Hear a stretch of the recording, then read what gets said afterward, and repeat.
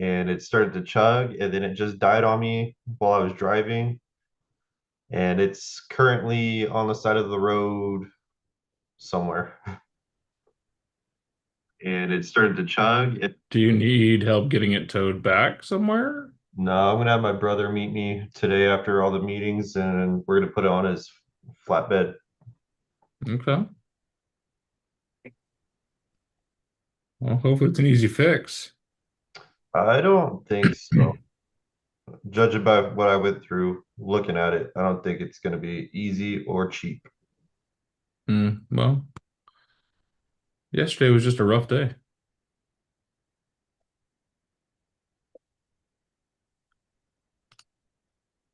Well, that was a reverse win.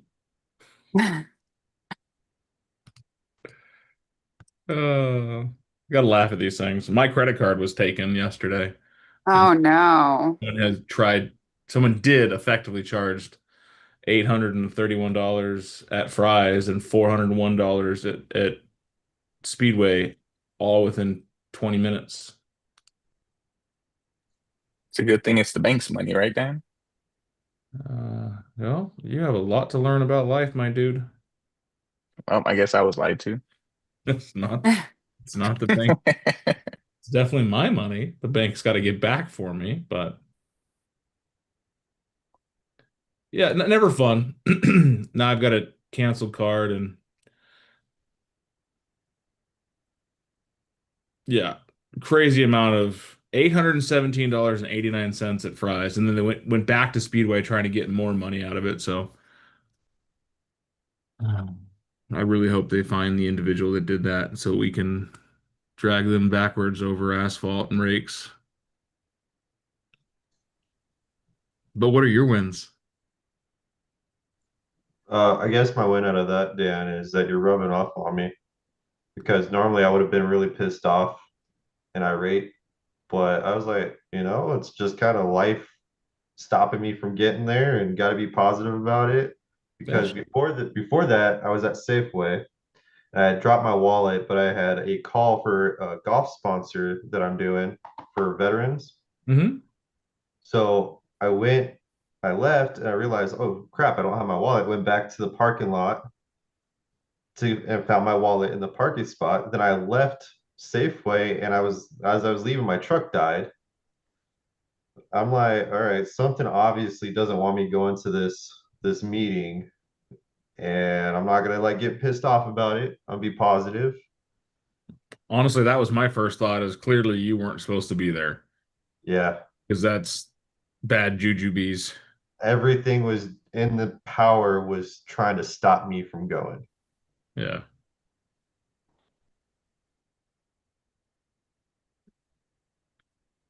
I'm glad that we're rubbing off on you.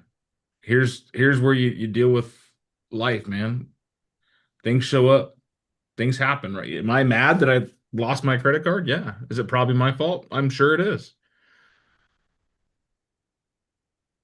But what does being mad and throwing a fit fix? Anyone else had a bad day that just went wrong, right? Bad morning, bad afternoon, bad day, bad week, bad month, bad relationship. Now you've had a bad life. 5 minute funerals. 5 minute funerals. Let that shit simmer 5 minutes. That's it. I got 5 minutes to dwell, pissed off, be mad, be angry, and then be done.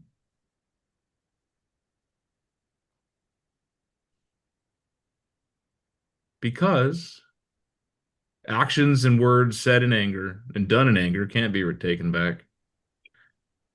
And I don't know how many of you are cognitively level when you're angry.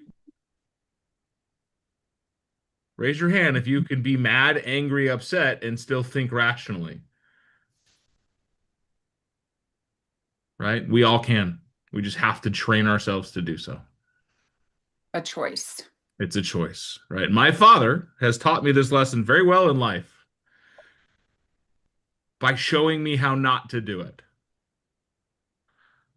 My father is what we like to call a hurricane or a nuclear explosion. He blows up over the smallest things, throws a tantrum, throws a fit, yells, screams, breaks stuff.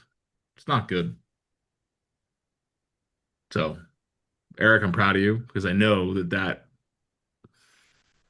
man, you are literally following in my footsteps. When I was 2010, so 24, 25. I had just gotten fired from my first job ever. Mind you, this is like Mr. Perfect, does everything right, never does anything wrong, gets fired. I'm like, what am I doing? My life is over. I just said, you know what? Fuck it. We'll figure it out. That next day, driving over to my buddy's house to like, hey, dude, I need your help filling out applications and doing my resume. My transmission in my truck goes out. In those moments, give it to Grace. Be like, you know what? I'll figure it out. And you always do. So, always do. Other wins and celebrations, my friends. My win is seeing so many of your beautiful faces this morning. Holy crap. Look at I all you. signed a buyer broker for a new buyer yesterday. Heck yeah, you did. Yeah. I showed a property yesterday without a buyer broker. Shame on me. Was it your listing? No. No. No, it wasn't.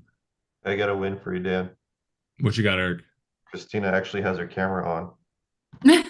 Wow. Got her eyebrows. Gonna throw shades today. Cool, cool. Yeah. She went to a time management class yesterday, late. So I guess she's just like, you know what? I need to get my life turned around. Hey, James can attest to it. He's right here. James is usually on the call earlier than you are. James, what? James is usually on the call earlier than you are. Yeah, who do you think reminds me about the call, Dan? Oh, I know. Just saying. Hey, partnerships in life. It's all about it.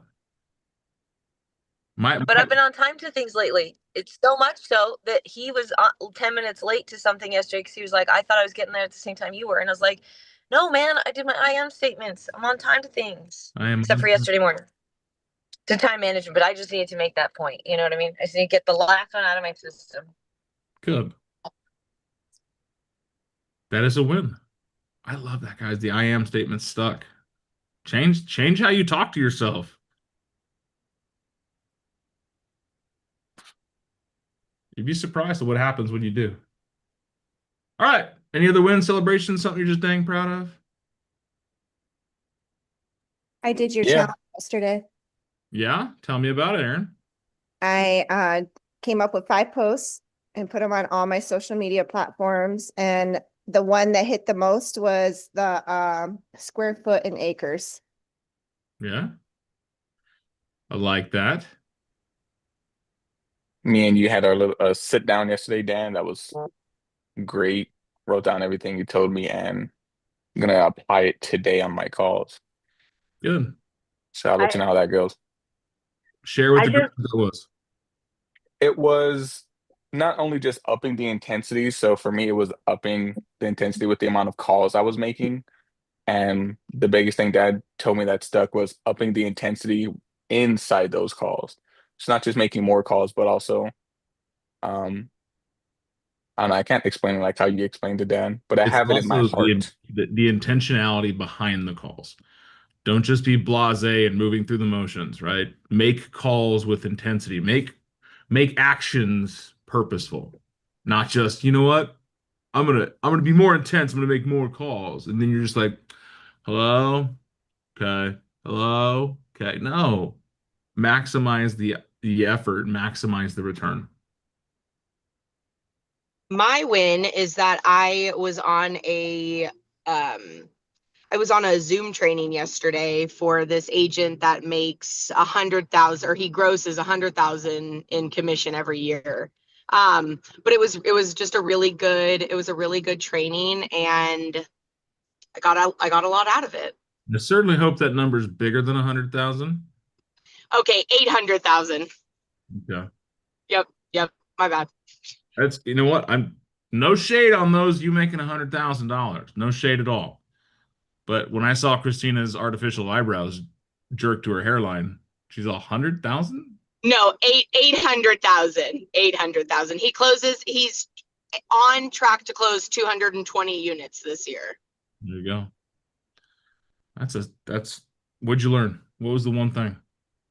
He said to lead gen as soon as you can. Lead gen as early and as soon as you can. And that it's actually all about adding everyone into your pipeline and just following up.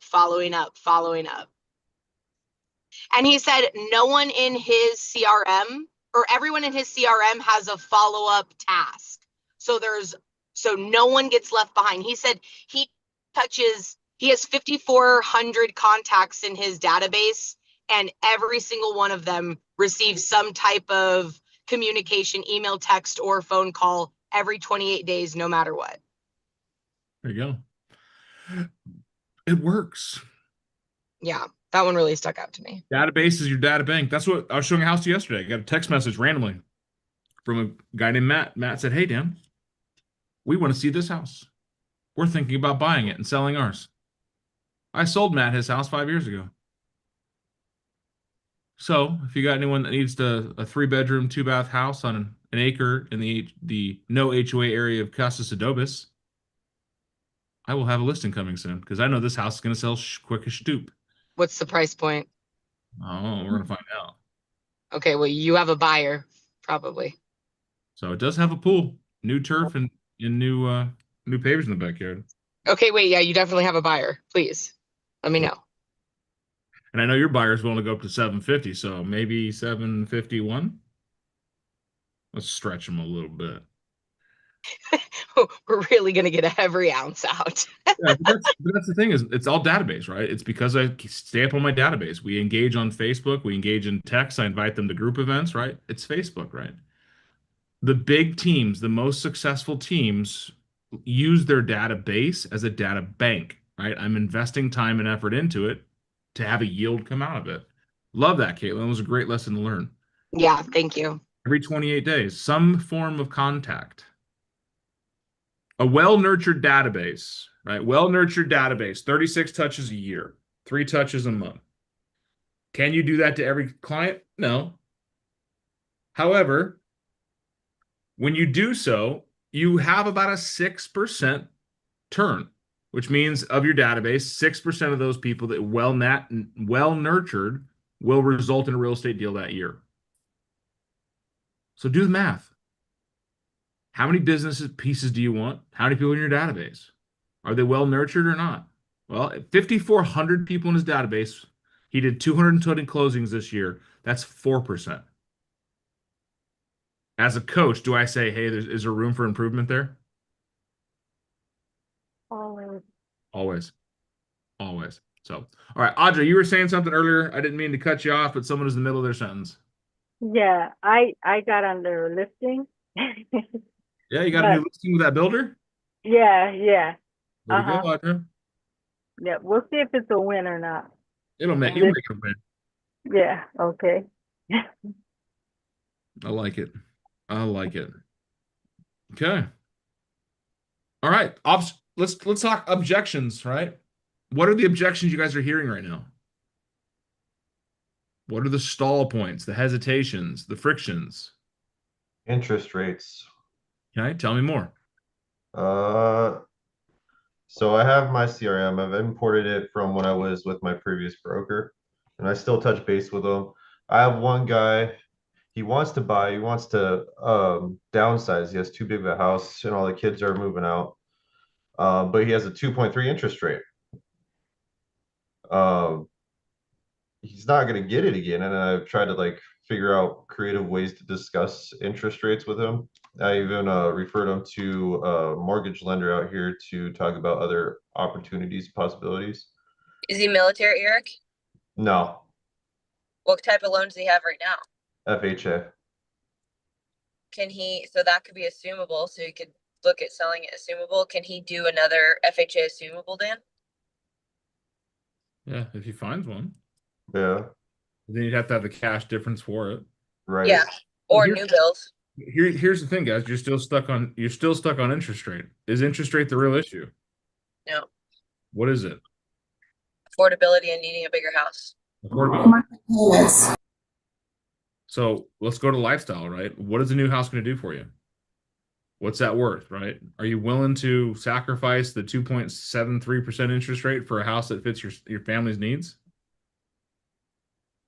These are all great questions to have.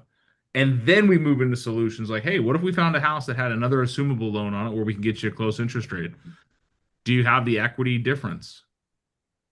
Because if someone has a sub 3% rate, when did they buy their house? We don't know, but we know they refinanced in the last 5 years. So they may have some equity. When they sell it, they're going to want that equity.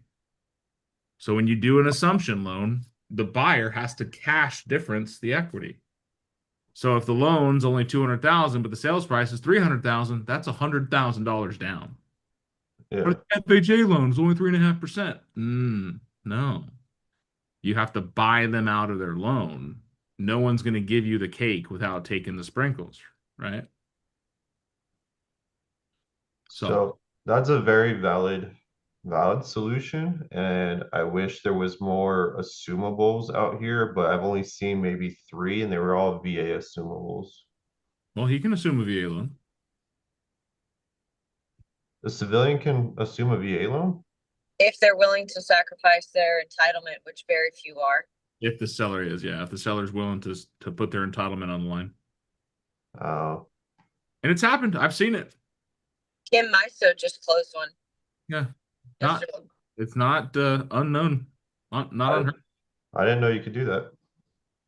Now you all. Eric, there's also a website called umeprojects.com and they will list all assumables available. Just There you double go. check that. Just make sure you double check that.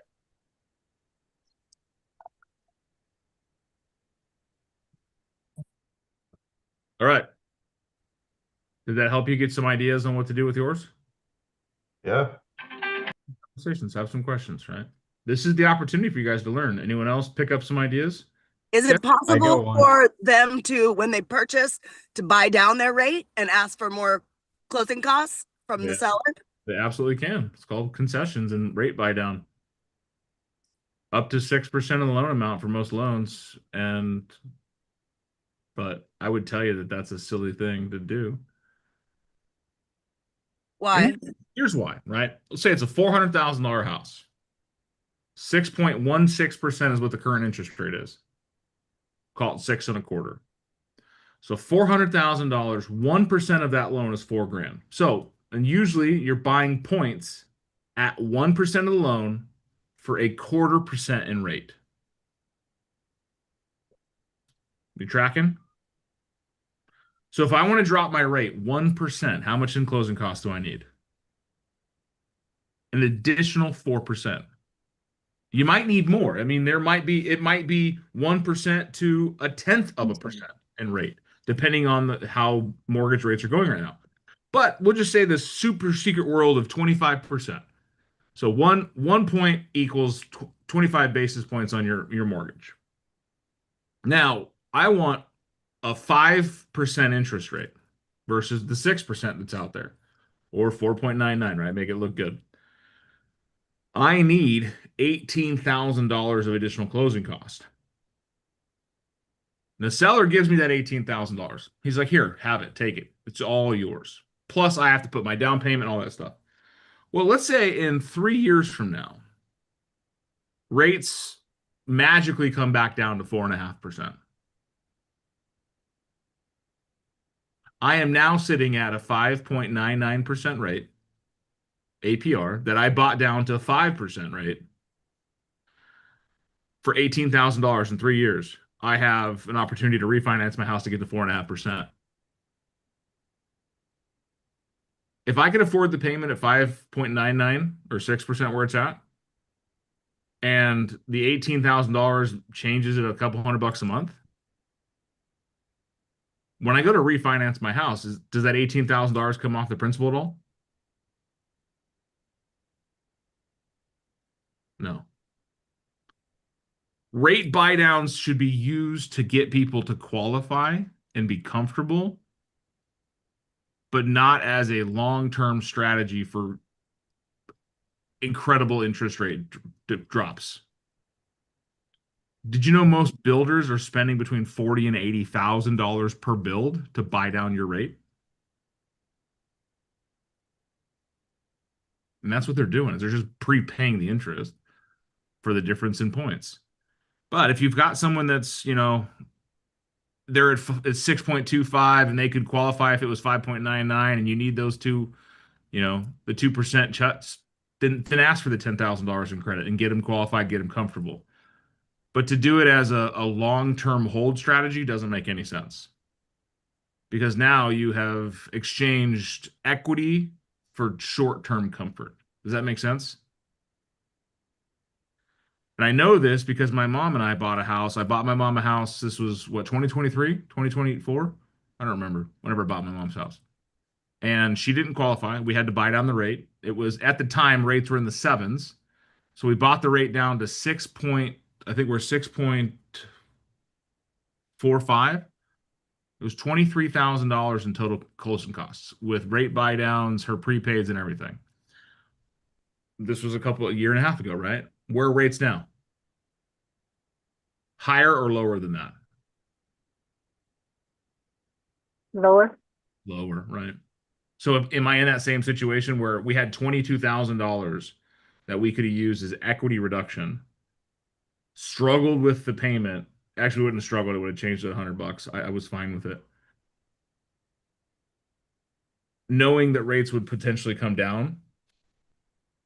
Now, if we are $20,000 less in equity, less in overall principal, and I go to refinance, I might be able to refinance without PMI, without the extra mortgage insurance, which saves you 0.39% of your interest. I hope this is stirring some thoughts in you. Right? I know based on the mathematics that when the rates drop to below 6%, we're talking 5.75 to 5.99, it actually makes sense for me to refinance my mom's house. Because then I will be able to capture back enough of a payment to soak up that huge hit we took refinancing. Plus her comfort will be a little bit better. But when someone's talking 2.73 to 6.25, you won't be able to buy down the rate that low. And if you could, that would be stupid of you to do so. Take that same money, put it in the stock market, and let it grow at 8% and offset your interest that way. But what's happening today and tomorrow? Does anyone know? In terms of rate? Fed rate. Anyone else? Are the rates supposed to go lower? I feel like I'm talking to 3 people here. And there's 24 of you on the call. Supposed to drop another quarter, isn't it? Supposed to. Right. So the Federal Reserve is meeting to talk about the economy and potential rate drops, right? All economists had said the Fed has already baked in a quarter-point drop today and possibly another quarter drop point in December. We're hoping for a half. That'd be fantastic. But more than likely, it's 25 basis points. And if you guys don't understand the term of basis points, just move the decimal 2 spots. 0.25 is 25 decimal point, or is 0.25 becomes 25 basis points. Make sense? Well, do mortgages wait for the Fed to make the changes? Oh, it's the bond, right? No, because the bond factors mortgages. And those investors, the people that control mortgage rates, already know what the Fed's going to do. So they've already priced their loans in anticipation of what's going to happen. That's why rates dropped on Tuesday to 6.16.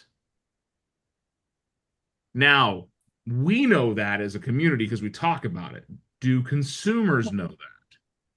No, doubtful. No. So when we get that message in the news, this just in, the federal government has lowered interest rates by 25 basis points, saving you cost and money in living, right? Blah, blah, blah. They hear, oh my God, interest rates came down. They instantly think interest rates come down on what?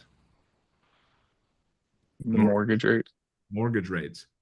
Which isn't true because they've already come down. They've already been down. But they don't know that yet. They're going to wait for that government announcement. They're going to wait for the news that doesn't educate them. This is where we pick up on those people that are wanting to buy, wanting to sell, opportunity to get more traffic. Is, hey, rates are already dropping.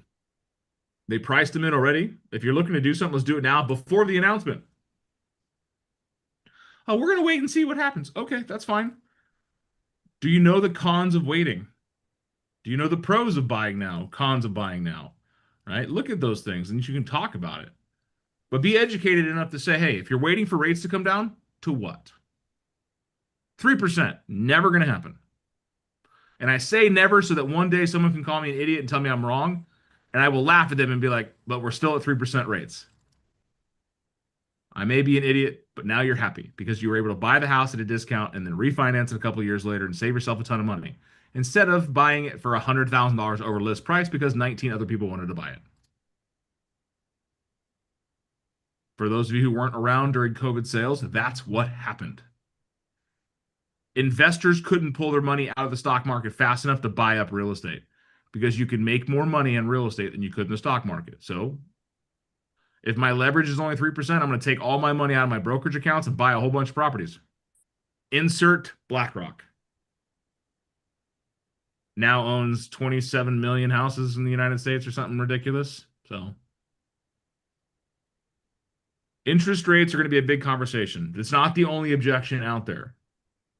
Like I said with Christina, yes, it's the flat ejection like, oh, interest rates are too high. Well, it's not the interest rate. It's the monthly payment. People were like, well, if my payment's around $1,500 a month. Okay, the new $1,500 a month is $2,000 a month. But do you think people have come to learn that? No.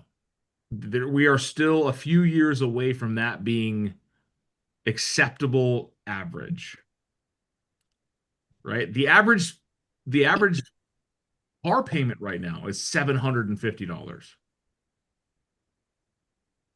Some of you are like, holy shit. Raise your hand if you have a $750 car payment or more. You're dumb. But you had to. I get it. Right? Raise your hand if you think $750 car payments are crazy. That's the thing. But that's because we come from a world where it's like $250 to $500. I'm driving a $735 car payment, so I'm $15 better than you, Eric. Just saying. Boo-boo. I'm just saying, but that $735 to me was the most expensive car payment I've ever had. And I'm like, holy crap, because I'm used to $500 as my max. $500 payments. Again, everyone's impression of affordability has gone up. Christina Hobart, Tucson, Arizona, Davis Monthan Air Force Base, raised hand. This is why it's a great idea to get people connected to our preferred lenders and have conversations about if we can wrap in some debt pay down with some loans, because if it's a couple $100 difference between this interest rate and that interest rate, but the main issue is affordability, maybe you can bake in a debt reduction payoff, into your loan, and that's what makes that up anyway. Yeah. I've got a seller right now that's got a 450 credit score because her mortgage got messed up and they were counting all of her payments late. For 13 months, they've given her late payments, and it's because they accounted something wrong. So she has to go fight it. So she's not able to afford anything right now because she couldn't qualify, but we're selling her house. Well, she's going to take the money she's going to get, about 30 grand, and she's going to pay off all of her debts. Her car, her credit cards, and she's going to put the remaining $15,000 or so in a bank account and let it grow interest for a year while she's renting. Yeah, she knows for that year she's throwing away money, but it's going to give her time to get her mortgage shit figured out. But when she comes out on the other side, she'll be able to afford a much bigger house in a much better area because now, like Christina said, she's been able to wipe out other debts. Guys, it's death by paper cut. $20 here, $50 there, $80 there. What did we talk about earlier last week? Look at your budget. Was that this week? That was last week. That was last week. That was last week. I had the shift book out. So look at your finances. Look at what you're spending and see where you can cut it. A lot of times your buyers are in the same position. Well, your sellers are also buyers. Well, if we could afford something bigger, we'd buy it. Well, let me show you how you can afford it. It's not the interest rate. It's the affordability. So talk to them about affordability. Did you learn something today? Always. Always. You guys just say always, but then the rest of Yes, people. yes, I did, Dan. Francisco's We're smarter. beating it. He's ready for the That, hype. So let that me go to camera's work, getting Aaron. that camera's getting beat. I love it. I love it. Dan, what do you want us to say? Nope, we didn't learn something. I want you to say something, Maggie. You haven't entertained anything in the last 3 days. You've been so quiet. It's like you don't Yeah, even. Maggie. Yeah, Maggie, man. the high roller now. She's too good for us. Listen, I listen and absorb. I know you do. The Michigan thing. Michigan thing. Yeah, you guys are neutral people. Michiganders. You just gander at people. All right. Come up with more objections next time. Something more creative than interest rates. Even though it's a very important conversation, but get out there, have conversations, and let's stick to Caitlin's rule, 28 days.